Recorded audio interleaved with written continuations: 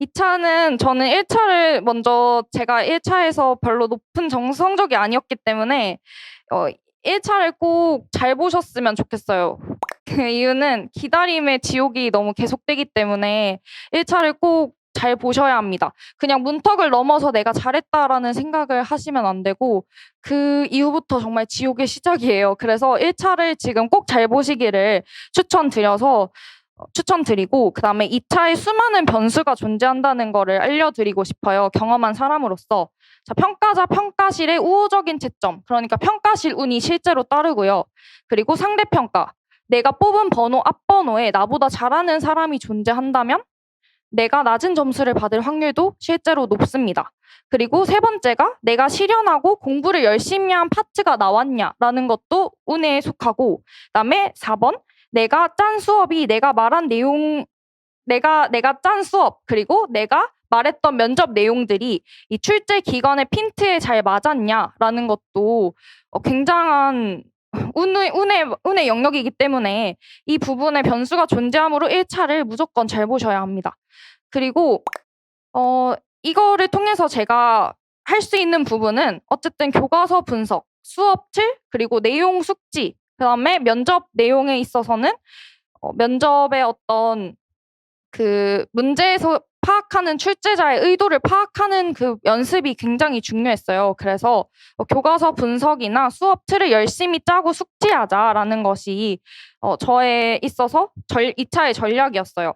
그래서 경기도를 준비하시는 분들과는 조금 다를 수 있는데, 경기도 분들의 경우는 장치를 되게 많이 살리셔야 되잖아요. 뭐 다문화 학생도 있고 아니면 뭐 나만의 어떤 뭐 배움 노트라든지 이런 것들이 중요하지만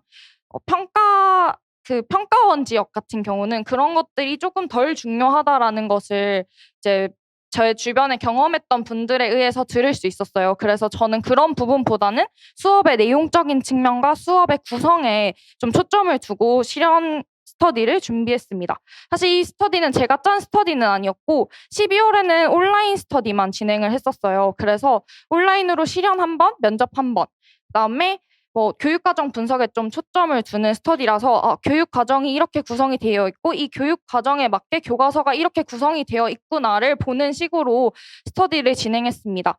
그 이유는 그냥 초수 때 저는 스터디를 많이 한다고 제 실현 실력이 는다고 생각을 안 했었어요. 그래서 평가하고 제가 이제 실현을 직접 하고 그다음에 그 실현을 성찰해서 고쳐야 되는 시간이 있어야 되는데 그 다음에 또 실현을 하러 가야 됐었기 때문에 실현 스터디는 그래도 2번 정도를 하셔서 성찰하는 시간, 고치는 시간을 꼭 가지셨으면 좋겠습니다. 그리고 이제 교과서 분석이 보통 자료가 많이 없어서 어떻게 해야 하실지 모르실 수 있을 것 같아서 저는 이렇게 했다는 거를 그냥 간략하게 실어뒀었고, 그냥 여기 나오는 것처럼 학습 요소, 성취 기준 유의사항, 그다음에 학습 내용을 정리해서 표로 정리해서 어쨌든 실현에서 어느 정도 내용적 요소를 어떻게 살려야겠다라는 생각을 했었고, 그다음에 학습 활동의 흐름을 정리했어요. 왜냐하면 실현 문제에서 때때로 학습 활동을 짜야 되는 문제들도 있기 때문에 그런 흐름들을 정리했습니다. 그리고 세 번째로 이 성취 기준을 전부 다 정리해서 나온 부분들을 제외하다 보니까 어떤 부분에서 출제되는지 실제로 여러분들도 2차를 본격적으로 준비하시다 보면 보이게 되실 거예요. 어쨌든 12월에 연습할 때는 다양한 부분들을 하지만 1월에는 시간이 많이 없어요. 그래서 나올 것 같은 것만 스터디원들끼리 뽑아서 하는데 이때 성취 기준을 이렇게 싹 다 표로 정리해서 걸으시면 많은 도움이 됩니다. 그리고 세 번째로는 교과서 정리와 그다음에 교과서 정리, 그리고 교육과정 정리를 한 번에 해서 제가 자료를 만들었는데 이제 이 부분 좀 참고하셔가지고 교육과정을 위해 배치하고 교과서 개념이나 이런 것들을 그냥 간략하게 정리하는 작업을 이미 저는 12월에 교육과정을 많이 봤었기 때문에 1월쯤에 이런 걸 할 수 있었고, 그다음에 1월에는 이제 스터디를 이 정도로 진행을 했다는 거를 그냥 이렇게 남겨놨습니다.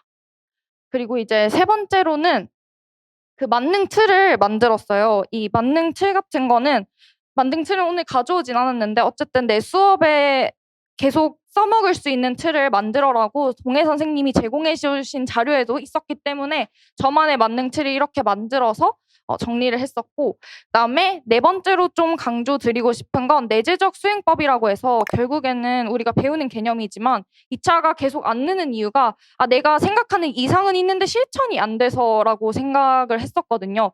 근데 그 생각을 맨날 진짜 매 시간 하다 보면 어쨌든 실현 전까지는 그게 완성이 되기는 하더라고요. 그래서 2차를 본격적으로 진행하신다면 내가 원하는 나의 스타일의 수업, 그리고 내가 생각했을 때 잘 가르치는 교사, 그리고 내가 어떤 선생님이면 좋겠는지 그런 이미지를 계속 트레이닝 하시면서 실현을 진행하셨으면 좋겠습니다. 그리고 이제 마지막으로 그냥 이거는 이제 저만 했던, 제가 이제 한번 하면서 해봤던 건데, 어쨌든 서울이나 평가원 지역 같은 경우는 동기 유발을 준비하셔야 하잖아요. 경기는 예외지만.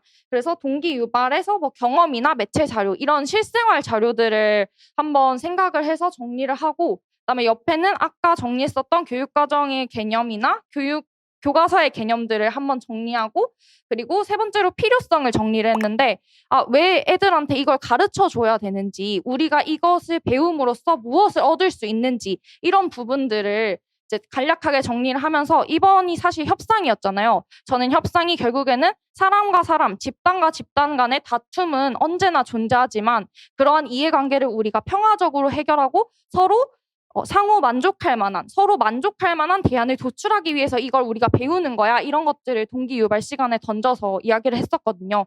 그런 것처럼 어쨌든 실현을 하시는 2차를 보시는 목적을 생각하시고 이런 부분들을 준비하셔서 그냥 마냥 실현하러 가시지 마시고 공부를 좀 하셨으면 좋겠습니다. 그래서 이런 부분들을 통해서 2차 시험 후기와 그리고 이제 합격을 해보면서 느꼈던, 이걸 정리해보면서 느꼈던 후기를 적어보았습니다. 도움이 되셨을지 모르겠습니다.